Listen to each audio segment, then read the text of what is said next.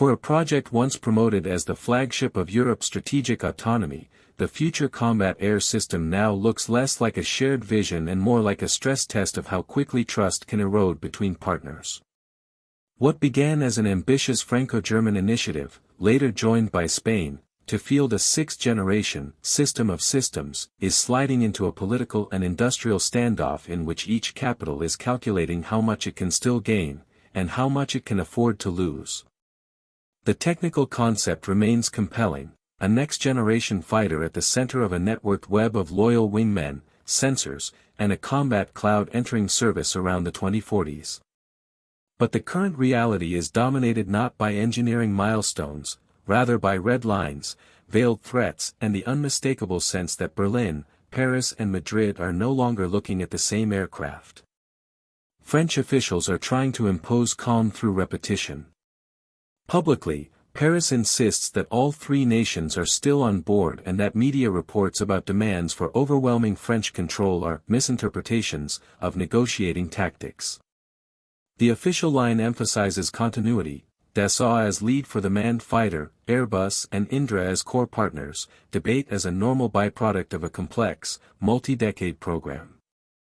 Parallel messaging carefully downplays headlines about France seeking up to 80% of key fighter work shares, framing them as an overblown reading of a bargaining position aimed at protecting sensitive know-how and schedules, not an attempt to sideline Germany and Spain. Yet the louder Paris insists the crisis is exaggerated, the more it signals how real the underlying anxiety has become. On the other side of the Rhine, the tone is far more surgical. German Defense Minister Boris Pistorius has reaffirmed that Berlin will take a decision on FCAS by the end of 2025, no matter what this decision will look like, a deliberately unsentimental formulation that keeps withdrawal or drastic restructuring on the table. Germany continues to stress that governance, intellectual property rights and fair industrial participation are not cosmetic details but conditions for staying in. The absence, so far, of a firm date for a trilateral ministerial meeting, despite accumulating friction, is telling. The project is important, but not important enough to override domestic political caution and skepticism towards being locked into a structure perceived as tilted toward France. At the heart of the impasse lies the clash between Dassault and Airbus, which has escaped the confines of closed-door working groups and spilled into the public domain. Dassault, armed with its Rafale legacy and deep combat aircraft experience, has pushed for a clearly dominant role in designing and integrating the next-generation fighter, warning that diffused responsibility will translate into delays, compromises and technical incoherence.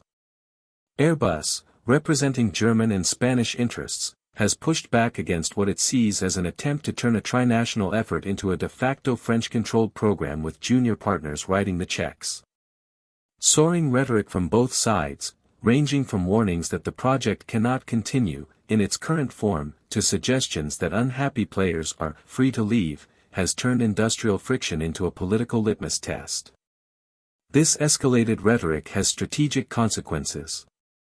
Berlin has begun quietly mapping potential alternatives, including deeper investment in upgraded Eurofighters, exploration of cooperation with the UK, Italy, Japan GCAP program, and a heavier focus on unmanned systems and advanced networking that could be pursued outside a rigid FCAS structure. None of these options is cost-free or straightforward, they risk fragmentation, duplicate spending, and dependence on non-EU partners. But their growing visibility strengthens Germany's bargaining power and undercuts any assumption in Paris that FCAS is the only viable route for its partners. If Berlin concludes that the political price of perceived subordination outweighs the military benefits, even an imperfect Plan B may start to look attractive enough. For France, the option of going it alone is both tempting and dangerous. Dassault's claim that it can build a next-generation fighter without Germany is technically plausible, especially if framed as an evolution of Rafale design philosophy combined with emerging loyal wingman concepts. Yet building an entire sixth-generation ecosystem, platform, drones, sensors, data cloud, munitions, and decades of upgrades, would demand sustained funding at a level far more comfortable to share than to shoulder alone. A solo French program might maximize sovereignty, but it would also concentrate risk. Any political shift, budget squeeze, or export setback would hit the program directly, without the cushioning effect of shared commitments.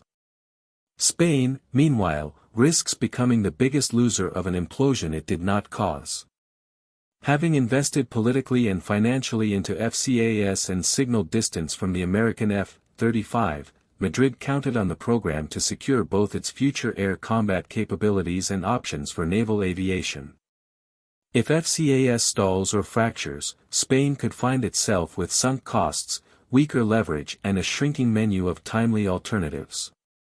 Its interests demand stability, yet its influence over the Dassault Airbus confrontation is limited, a structural asymmetry that highlights how power imbalances inside cooperative ventures can turn one partner's flagship into another partner's trap. Ultimately, the FCAS dispute exposes a contradiction at the core of Europe's defense ambitions. Leaders invoke strategic autonomy and efficiency through cooperation, yet domestic politics and industrial champions are incentivized to fight for maximal national advantage even at the expense of shared outcomes. If Paris, Berlin and Madrid cannot enforce disciplined governance, credible timelines and a balanced division of labor on FCAS, it will be hard to claim that Europe is ready to manage even more complex joint capabilities in the future. The next months will not only decide the fate of a fighter project, they will signal whether Europe can act as a coherent defense actor, or whether its most ambitious airpower vision will be remembered as the moment when national vanity overwhelmed collective necessity.